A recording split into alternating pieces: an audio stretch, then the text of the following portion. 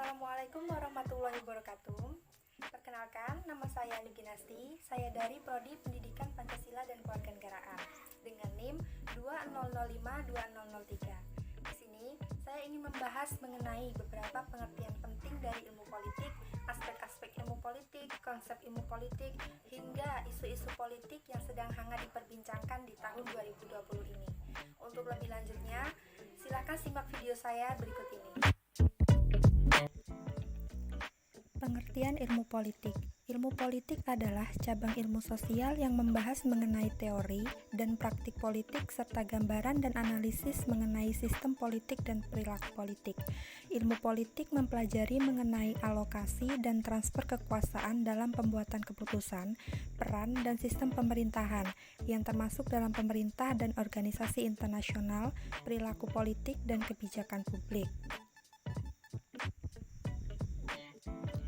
Pendekatan dalam ilmu politik. 1. Pendekatan institusionalisme. Dalam pendekatan ini mengacu pada negara sebagai fokus dalam kajian utama. Setidaknya ada dua jenis institusi negara, yaitu negara demokratis dan negara otoriter, dengan 5 kajian utama yaitu legalisme, strukturalisme, holistik, historis, dan normatif analisis.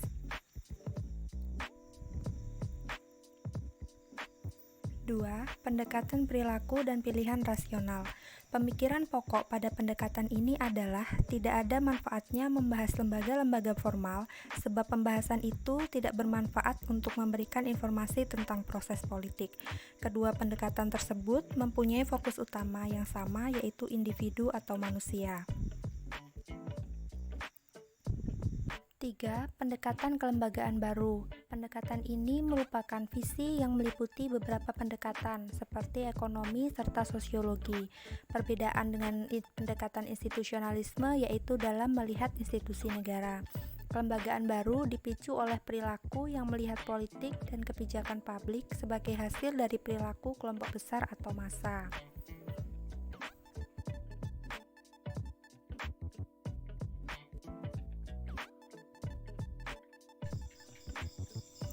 Konsep ilmu politik. 1. Masyarakat. Masyarakat adalah suatu sistem hubungan-hubungan yang ditata. 2. Negara, yaitu asosiasi yang menyelenggarakan penertiban di dalam suatu masyarakat berdasar pada sistem hukum. 3. Wilayah, merupakan batas geografis di dalam suatu negara yang bersifat memaksa. 4. Penduduk yang merupakan sekelompok orang dalam suatu wilayah dan mematuhi segenap ketentuan perundangan yang berlaku. 5. Pemerintah merupakan organisasi yang berwenang untuk memutuskan dan melaksanakan keputusan-keputusan yang mengikat bagi seluruh penduduknya.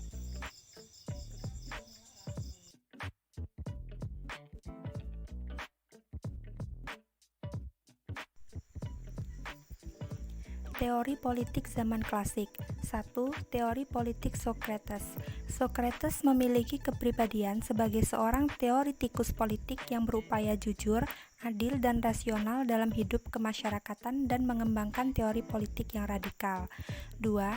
Teori politik Plato, di mana teori ini merupakan filsafat politik tentang keberadaan manusia di dunia yang terdiri dari 3 bagian, yaitu pikiran, semangat, dan nafsu. 3. Teori politik Aristoteles. Teori politik ini bernuansa filsafat politik yang meliputi filsafat teoritis, filsafat praktek, dan filsafat produktif. Teori politik zaman pertengahan. 1. Teori politik Agustinus, di mana keadilan politik dalam negara karena ditopang oleh adanya nilai kepercayaan dan keyakinan. 2. Teori politik Thomas Aquinas, di mana pembagian negara baik dan negara buruk yang menerapkan sumber teori politik. 3. Teori politik Martin Luther. Teori politik ini merupakan kebebasan politik dengan cara membatasi kekuasaan raja dan kebebasan diserahkan pada rakyat. 4. Teori politik Ibnu Khaldun, yaitu teori tentang negara yang dikategorikan oleh pengertian pemerintah manusia dan keterbatasan manusia dalam negara. 5. Teori politik Machiavelli. Menurut teori ini, bentuk negara meliputi negara republik dan negara monarki. Yang keenam, teori politik liberalis, yaitu menunjuk pada kebebasan warga negara untuk memenuhi kebutuhan hidup bidang politik, ekonomi, sosial, dan budaya. Liberalisme sebagai paham kenegaraan menekankan pada kebebasan yang didasarkan pada faktor alamiah, moral, agama, akal kebaikan, kemajuan, sekularisme, dan toleransi. Teori politik modern. 1. Teori politik Thomas Hobbes. Teori ini merupakan perjanjian sosial untuk merubah bentuk kehidupan manusia dari keadaan alamiah ke dalam bentuk negara. 2. Teori politik John Locke. Teori ini membagi negara menjadi monarki, aristokrasi, dan demokrasi. 3. Teori politik Montesquieu. Teori politik ini membagi tingkatan lembaga negara menjadi trias politika. 4. Teori kekuasaan Tuhan. Teori ini tidak rasional karena penguasa menganggap diri mereka adalah Tuhan atau menempatkan diri sebagai wakil Tuhan. 5. Teori kekuasaan hukum.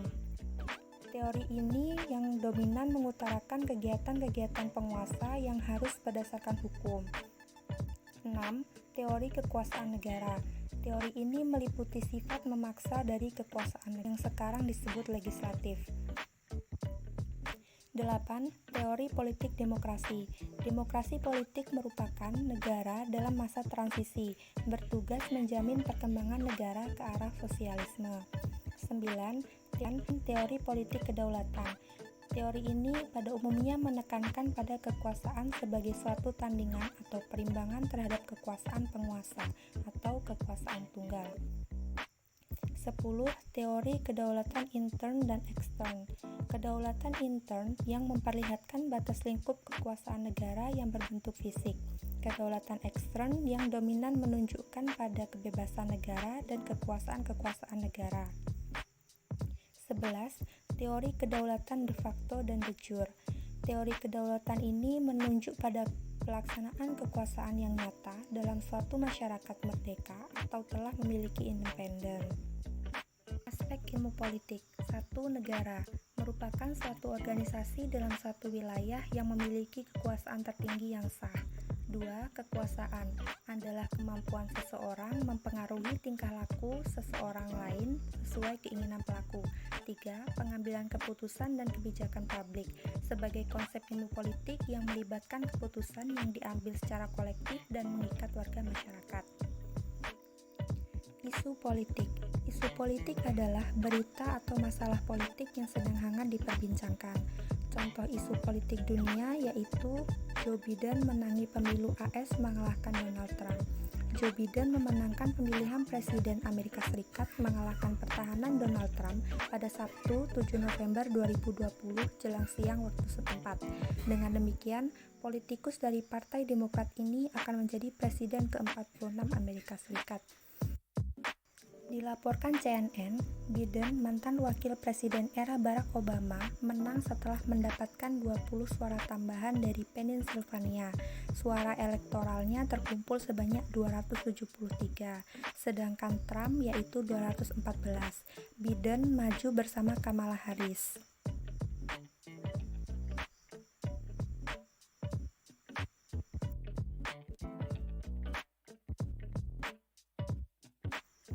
Sementara itu, Trump menambah panjang daftar petahana yang kalah. Sepanjang sejarah telah ada 9 petahana KO. Trump menggenapinya menjadi 10. Di Twitter, Harris mengatakan bahwa pemilu kali ini lebih dari sekedar Biden atau saya. Ini tentang jiwa Amerika dan kesediaan kami untuk memperjuangkannya.